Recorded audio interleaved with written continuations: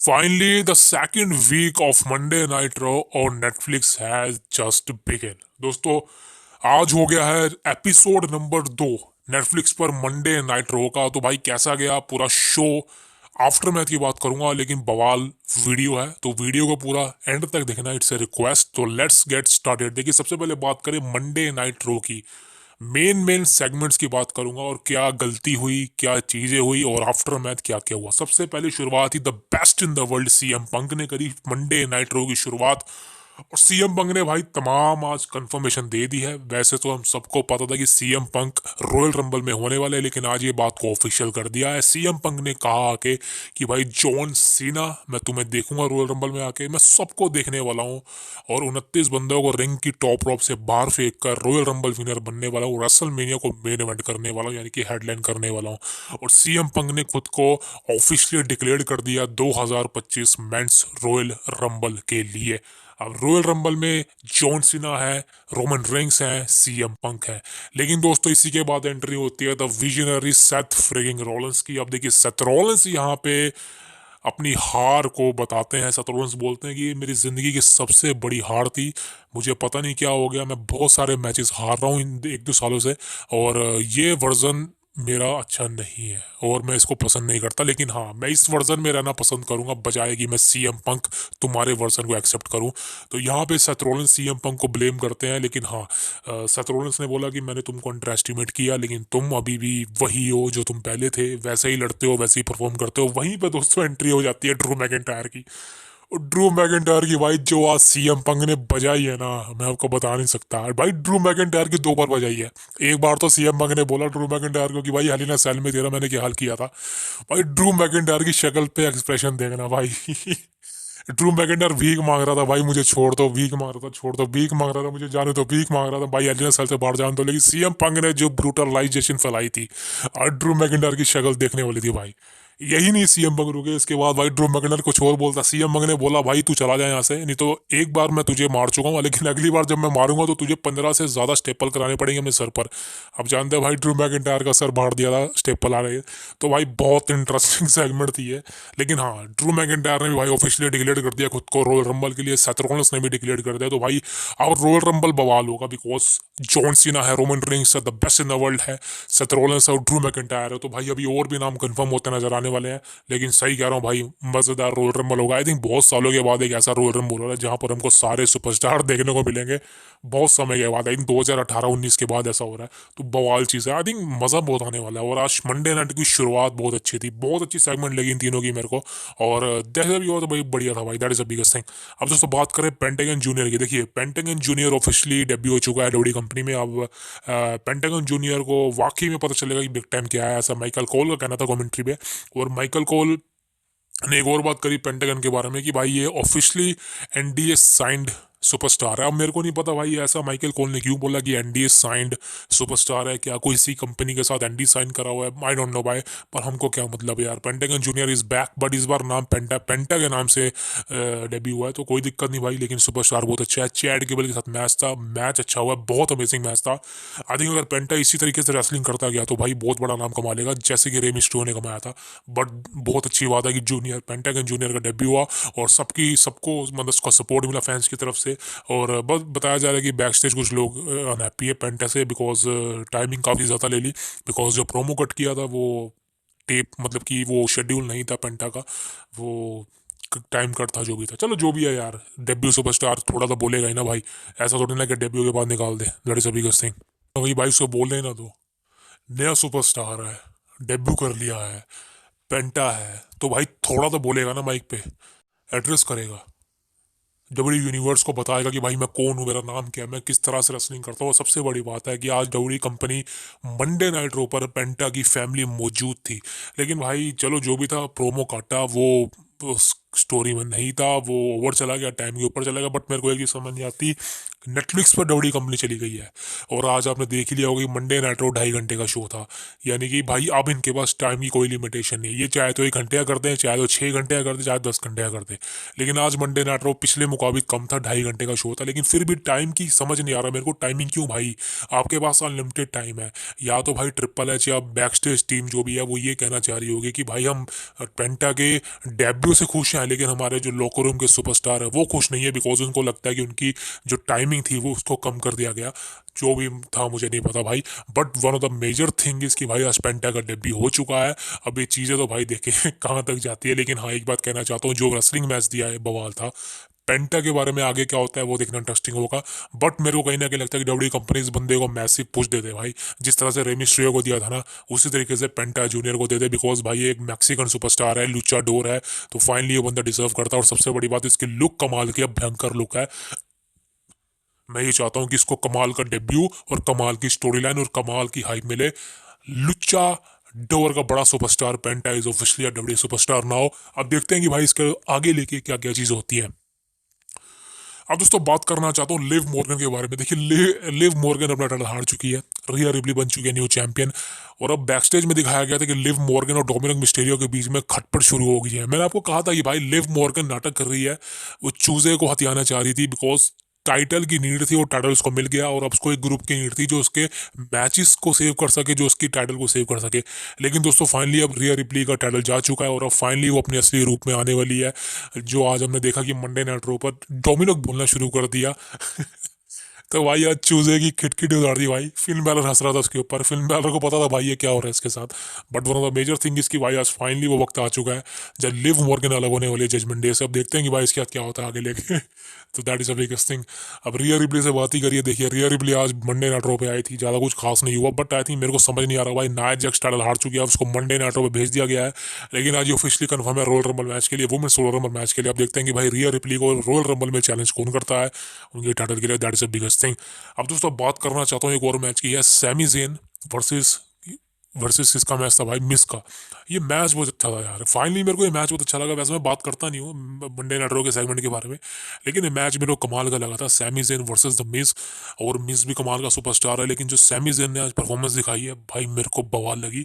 मेरे को सही में वो परफॉर्मेंस बहुत अच्छी लगी, that is biggest thing. Because I think ऐसी फ्यूड, ऐसी सेगमेंट और आई थिंक ऐसे मैचेस होने चाहिए डब्ल्यू कंपनी में जो इस फ्यूड को एक बहुत ही इंटेंसफुल और बहुत ही अच्छा बनाए, दैट इज बिगेस्ट थिंग। अब दोस्तों फाइनली वो वक्त आ चुका है जब गुंथर को मिल चुका है उनका नंबर 1 कंटेंडर। जी हाँ, ये है the main event J Uso.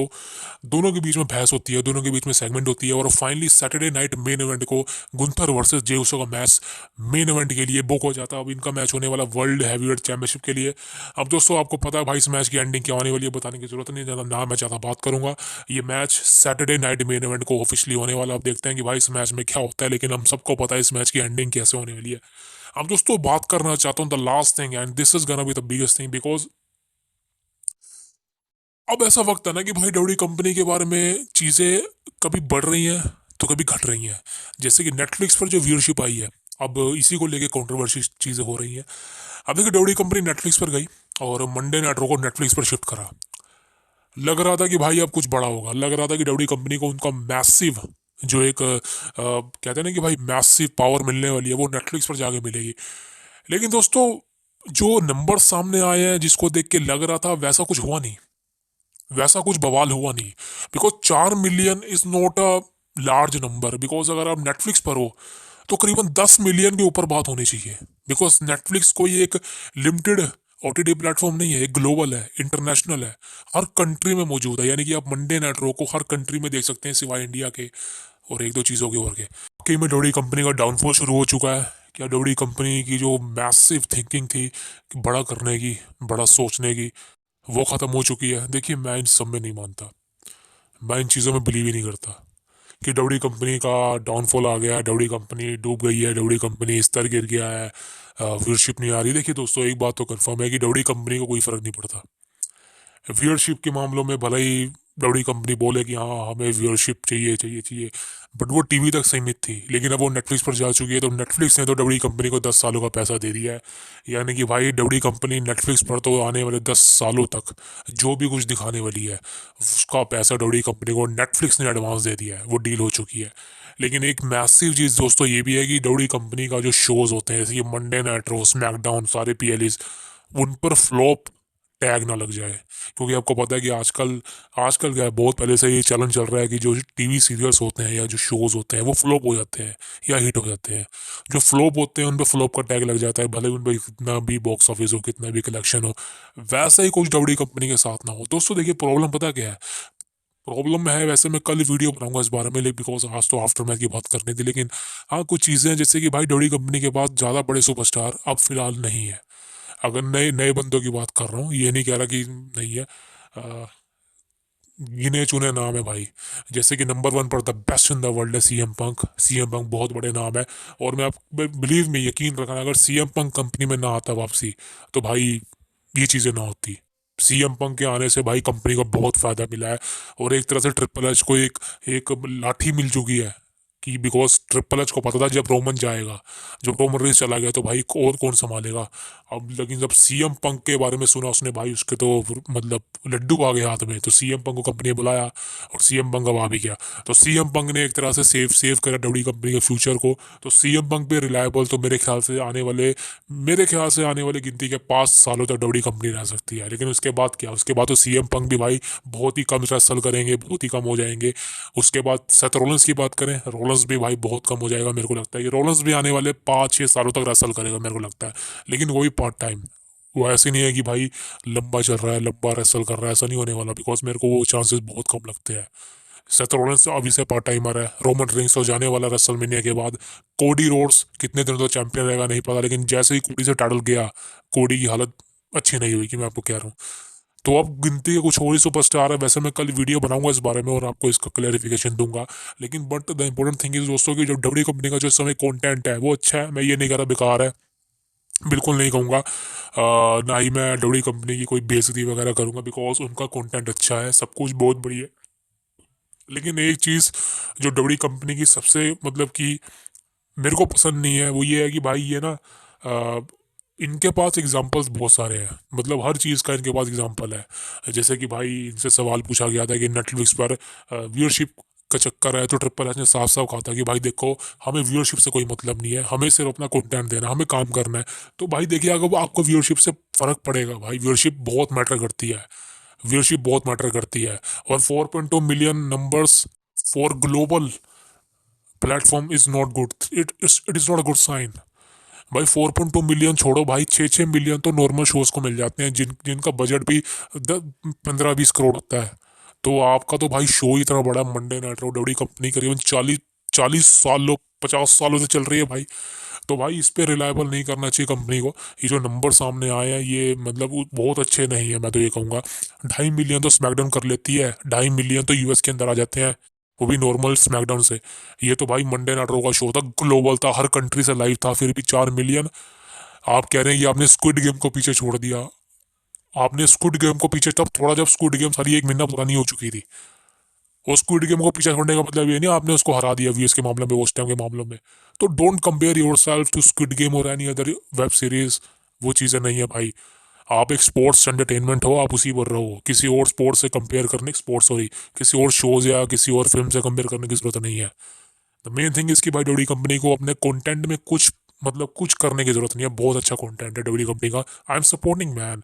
But जो डब्ल्यू कंपनी की टाइमिंग है ना, उसको लेके थोड़ा उनको कुछ करना पड़ेगा। जैसे कि आज के शो से खबर आई थी, पेंटा का जो कट था वो लंबा खींच दिया गया, पेंटा ने उसको लंबा ले लिया। तो भाई क्या प्रॉब्लम होगी, क्या प्रॉब्लम होगी? आपके पास टाइम की दिक्कत ही नहीं है। आप नेटफ्लिक्स पर आ रहे हो, आप 2 घंटा करो, 3 घंटा करो, 4 घंटा करो, कोई प्रॉब्लम नहीं है यार। मैं ये चाहता हूँ बस। और द मेन थिंग इज कि भाई आप शो प्रोड्यूस कर रहे हो, बड़े बड़े शोज प्रोड्यूस कर रहे हो, आप रो को प्रोड्यूस कर रहे हो, आप स्मैकडाउन को 3 घंटे का प्रोड्यूस कर रहे हो। स्मैकडाउन तो भाई 2 घंटे का हो जाएगा, मैं लिख के दे रहा हूँ, कुछ दिन रुक जाओ आप। स्मैकडाउन के बारे में न्यूज़ सामने निकल के आएगी कि स्मैकडाउन को वापस से 2 घंटे का कर दिया गया, हो जाएगा, कन्फर्म है। बट अगर आप मंडे नाइट रो को एक बड़ा शो बनाना चाह रहे हो, दोबारा से मंडे नाइट रो की वो वैल्यू दोबारा लाना चाहो भाई, मैं तो ये चाहूँगा। और देखिए, शुरुआत बहुत अच्छी होती है। आज रो की शुरुआत कितनी अच्छी हुई, लेकिन वो धीरे धीरे धीरे करते करते स्लो पड़ता गया, स्लो पड़ता गया, स्लो पड़ता गया। तो मेरे हिसाब से वही चीज़ नहीं होनी चाहिए, कुछ मैसिव चीज़ें होनी चाहिए। अब देखिए, जैसा मैंने कहा कि मैसिव, बिकॉज जोड़ी कंपनी के पास कोई और स्टार नहीं है, बिकॉज कोई है ही नहीं बनने लायक। जैसे मैंने कुछ सुपरस्टार के नाम लिए, सीएम पंक का, रोमन रेंज का, सेथ रोलिंस का, कोडी रोड्स का, ड्रू मैकिंटायर का, जे उसो भी है उसमें एक। ये जो वो टैलेंट है जो एक्टिव है। और सीएम पंक हो गया, जॉन सीना तो चल 1 साल है उसका, सीएम पंक तो अभी है, सीएम पंक का बड़ा नाम। रोमन रेंज भी जाने वाला, रोमन इसका भी नाम मैं नहीं लूंगा, तो खाली सीएम पंक ही बचते हैं और सेथ रोलिंस बचते हैं। ड्रू मैकिंटायर को भी रखूंगा। तो भाई ये गिनती के 3 या 4 ही हैं बस, गिनती के 3-4। ये तो चलो लेजेंड है, सीएम पंक में तो, सीएम पंक की तो गिनती नहीं है, वो तो लेजेंड है। लेकिन भाई नए सुपरस्टार का क्या हुआ? आप गुंथर को बना रखा मैं सही कह रहा हूँ भाई, मैं, आप मेरी बात से इत्तेफाक रखो ना रखो, भाई गुंथर की बुकिंग बहुत ही वाहियात हो रही है। देखिए मैं गुंथर को सपोर्ट नहीं करता, आपको पता है मैं गुंथर को बिल्कुल सपोर्ट नहीं करता। मेरे को गुंथर की ना फिजिक पसंद है, मुझे ना गुंथर के पास माइक स्किल है, ना उसके पास उतना अच्छा ओवरा है। लेकिन हाँ, गुंथर के पास रेसलिंग अच्छी है, वो रेसलिंग अच्छी करता है, इस बात से आप भी यकीन करेंगे। लेकिन रेसलिंग होने से सब कुछ नहीं हो जाता, रेसलिंग होने से कोई सुपरस्टार नहीं बन जाता, सिर्फ बॉडी होने से कोई सुपरस्टार नहीं बन जाता, सिर्फ माइक स्किल होने से कोई सुपरस्टार नहीं बन जाता। आपके पास सबका मिश्रण होना चाहिए, समझ रहे हो? तो वो मिश्रण गुंथर में नहीं है।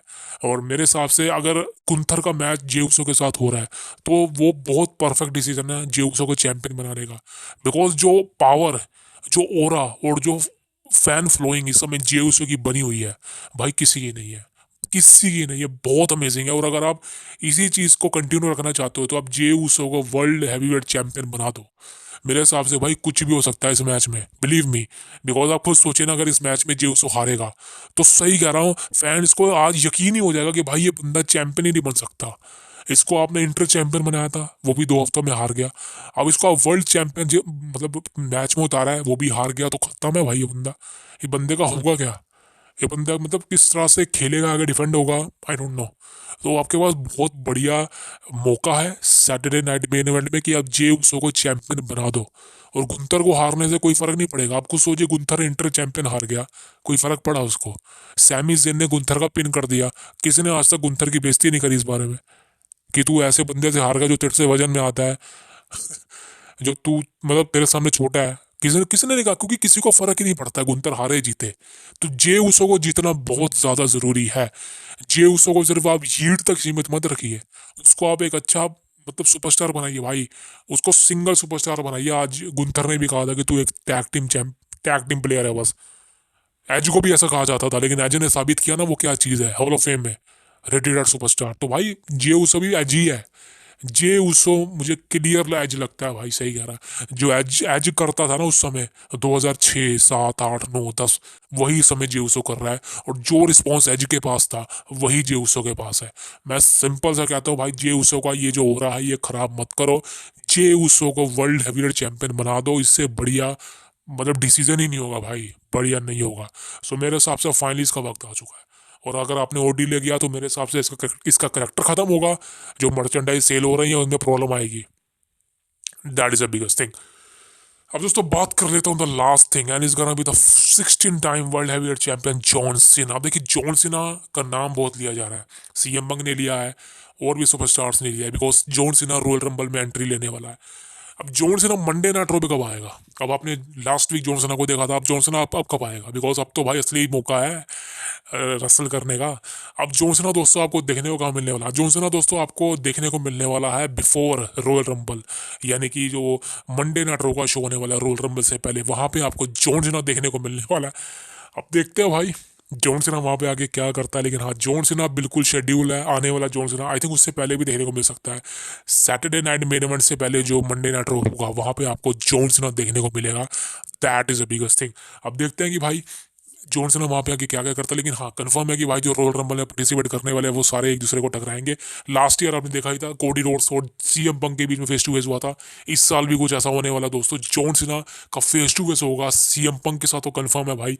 अब देखते हैं कि भाई और किस किस के साथ होता है, बिकॉज जॉन सीना और भी बंदे रॉयल रंबल को हेडलाइन करने वाले हैं, रॉयल रंबल में पार्टिसिपेट करने वाले हैं। सीएम पंक कंफर्म है, जॉन सीना कंफर्म है, ड्रू मैकिंटायर कंफर्म है, Seth Rollins, Roman Reigns, LA night, बहुत बंदे हैं भाई।